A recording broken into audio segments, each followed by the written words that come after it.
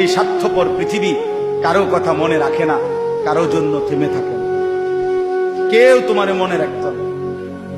তুমি মরে গেলে কারো হাতে সময় নাই তোমারে কান্দে লইয়া কান্দনে, কারো হাতে সময়।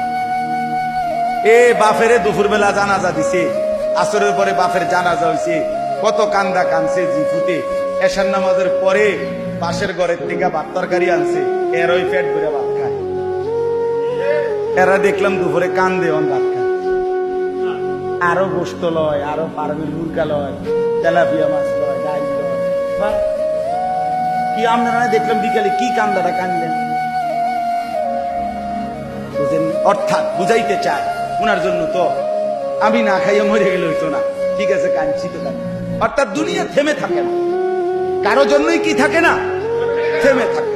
এই জন্য দুনিয়া নিয়েই ব্যস্ত না হই, আখিরাতের ফিকির করি। আল্লাহ তাআলা আমাদেরকে তৌফিক দেন।